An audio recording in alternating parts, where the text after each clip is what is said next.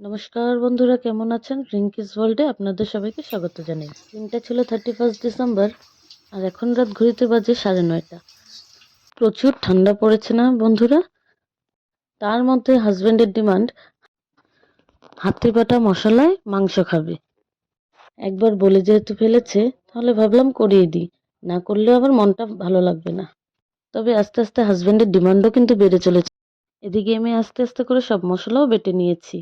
এখন কড়াই বসিয়ে তেল দিয়ে, জিরা ফোড়ন দিয়ে, তেজপাতা দিয়ে, পেঁয়াজগুলো দিয়ে ভালো করে ভেজে নিব। আর সামান্য একটু চিনি দিয়ে দিব আর ভালো করে ভেজে নিব। আগে ঠাকুমাদের কাছ থেকে শুনতাম চিনি দিলে নাকি কাউকে বলতে লাগে না। এটা কি সত্যি বন্ধুরা? এখন এর মধ্যে সব মাংসগুলো দিয়ে, সব মশলাগুলো দিয়ে ভালো করে কষিয়ে কষিয়ে রান্না করব। ভেবেছি আজকে আর প্রেসার কুকারে দেব না, কড়াইতেই রান্না করব। স্টিম কমিয়ে ঢাকনা চাপা দিয়ে ভালো করে কড়াইতেই রান্না করব। ওইভাবে রান্না করলে অনেক টেস্ট হয় খেতে। আর হাতে আমাদের কিছু সময় আছে। এখন এই বছরটা শেষ হওয়ার, নতুন বছরে পা দিব। সবাই জানে বছরটা ভালো যাক, এটাই চাই ভগবানের কাছে। আর হ্যাঁ বন্ধুরা, আমি কিন্তু নুন দিয়েছি, সেটা স্কিপ হয়ে গেছে। কেউ কিন্তু মনে করবেন না যে আমি রান্না শেখাচ্ছি। এটা জাস্ট আমি কিভাবে রান্না করেছি সেটাই দেখাচ্ছি।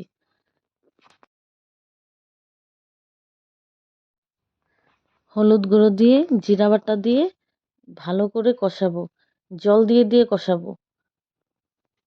তাহলে মাংসটা এই কষানোতেই সিদ্ধ হয়ে যাবে। সময় লাগবে, অনেকটা সময় লাগে।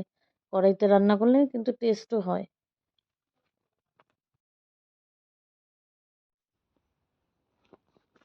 এই তো এখন দিয়ে দিব জিরা বাটা, দিয়ে কষাবো। একটু দিয়ে দিচ্ছি জিরা বাটা। তবে তোমরা কি কি রান্না করেছো সেটাও জানিও।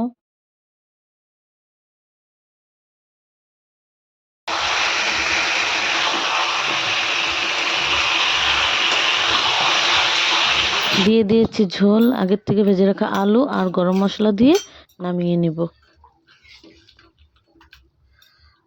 সত্যিই খেতে খুব টেস্ট হয়েছিল বন্ধুরা। একবার আপনারাও খেয়ে দেখবেন। দেখতেও খুব সুন্দর হয়েছে আর স্মেলটাও খুব সুন্দর বেরিয়েছিল। আমার হয়ে গেছে এখানে মাংস, এখন আমি নামিয়ে নেব।